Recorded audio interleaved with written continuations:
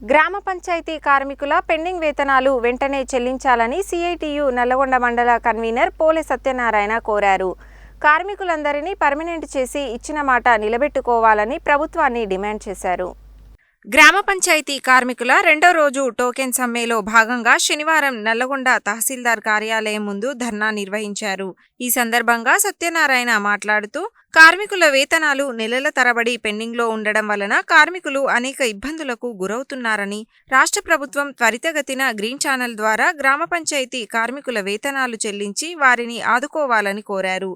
ప్రభుత్వం ఎన్నికల్లో ఇచ్చిన హామీ ప్రకారం జీవో నెంబర్ 51ని సవరించి మల్టీపర్పస్ వర్కర్ విధానాన్ని రద్దు చేసి కనీస వేతనం అమలు చేయాలని, అప్పటి వరకు జీవో నెంబర్ 60 ప్రకారం మున్సిపాలిటీ తరహా వేతనాలు చెల్లించాలని అన్నారు.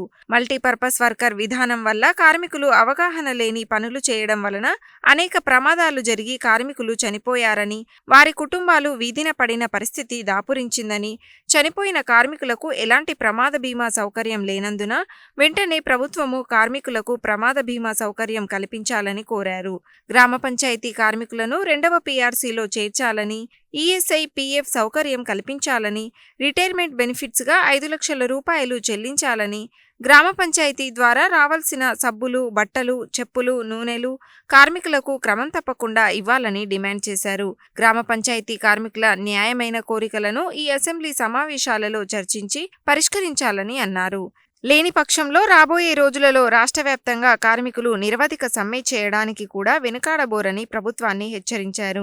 ఈ కార్యక్రమంలో యూనియన్ సోషల్ మీడియా జిల్లా బాధ్యులు ఇరిగి ఎల్లేష్, యూనియన్ మండల నాయకులు పొట్టపంగి సైదులు, బక్కతోళ్ల రేణుక, బోగరి సైదులు, చింతకింది భద్రయ్య, కుడతాల లింగమ్మ, పోలె సుధాకర్, నాగమణి, శంకరయ్య, యాదగిరి, నరసింహ, మల్లయ్య, భీమయ్య, ప్రణయ్, కళ్యాణి, భాగ్యమ్మ, సైదమ్మ, శంకర్, లింగయ్య తదితరులు పాల్గొన్నారు.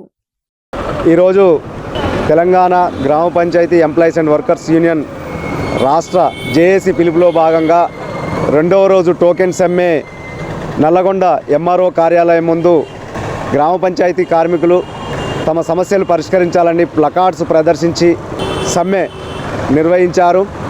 ముఖ్యంగా గ్రామ పంచాయతీ కార్మికులకు ఇచ్చేది అతి తక్కువ వేతనము. ఈ వేతనాలు చాలక అతి తక్కువ వేతనాలు 2-3 నెలలకు ఒకసారి, 5 నెలలకు ఒకసారి, 6 నెలలకు ఒకసారి చెల్లించడం జరుగుతుంది.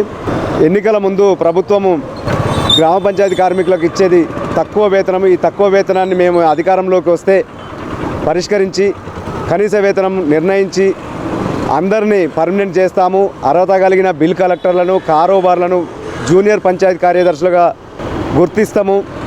మీకు అన్ని రకాల పనులు అనే జీవో 51 పేరుతోటి అన్ని రకాల పనులు చేయిస్తున్నారు.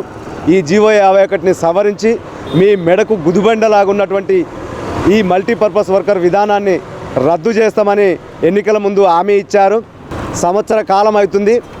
అనేక దఫాలుగా కార్మికులు తమ సమస్యలు పరిష్కరించాలని చెప్పేసి, తమని పర్మనెంట్ చేయాలని చెప్పేసి అన్ని అధికారులకు, అన్ని రకాల అధికారులకు, మంత్రులకు, ముఖ్యమంత్రులకు మెమోరాండాలు ఇచ్చిన ఫలితం లేదు.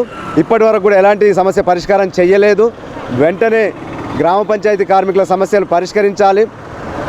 పరిష్కరించకపోతే రాబోయే రోజులలో పెద్ద ఎత్తున ఆందోళన పోరాటాలు చేస్తాము. అట్లాగే పూర్తి స్థాయిలో సమ్మెకు పోవడానికి కూడా వెనకాడబోమని చెప్పేసి ఈ సందర్భంగా ప్రభుత్వాన్ని హెచ్చరిస్తా ఉన్నాము. 20 సంవత్సరాల నుంచి వాటా పెడుతున్నా, ఒక్కరోజు సెలవు లేదు, ఒక ఆదివారం కూడా సెలవు లేదు. చాలా పనులు ఉన్నాయి. కరోనా టైం అందరు ఇంట్లో కరోనా వచ్చిన వాళ్ళ ఇంట్లో పాల ప్యాకెట్లు ఇవ్వడం, కూరగాయలు ఇవ్వడం, ప్రాణానికి భయపడకుండా అన్ని పనులు చేసినాం. మేము చిన్న జీతంలో ఇదవుతుంది కదా అనుకున్నామా, ఇంతవరకు ఏం జీతాలు పెరగడం లేదు, ఏం లేదు. చాలా పనులు చేపిస్తారు. గవర్నమెంట్ ప్రభుత్వం వచ్చినప్పుడు మాకు జీతాలు పెరుగుతుంది అన్నారు. ఇంతవరకు జీతం లేదు, ఏం లేదు. మాకు పర్మనెంట్ చేయాలి. ఈరోజు గ్రామ పంచాయతీ కార్మికుల సమస్యల మీద 2వ టోకెన్ సమ్మె నిర్వహించడం జరుగుతుంది.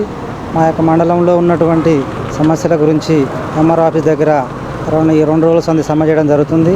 మా యొక్క డిమాండ్లకు కాంగ్రెస్ పార్టీ గెలిచిన తర్వాత అమలు చేస్తామని, మా యొక్క సమస్యలు తీరుస్తామని అన్నో రకాలుగా మాకు హామీలు ఇవ్వడం జరిగింది. గతంలో సమ్మె చేసినా కూడా మా యొక్క టెంట్ల దగ్గరకు వచ్చి మా యొక్క గవర్నమెంట్ వచ్చినాక మీ యొక్క కార్మికులందరికీ పర్మనెంట్ చేస్తామని చెప్పడం జరిగింది.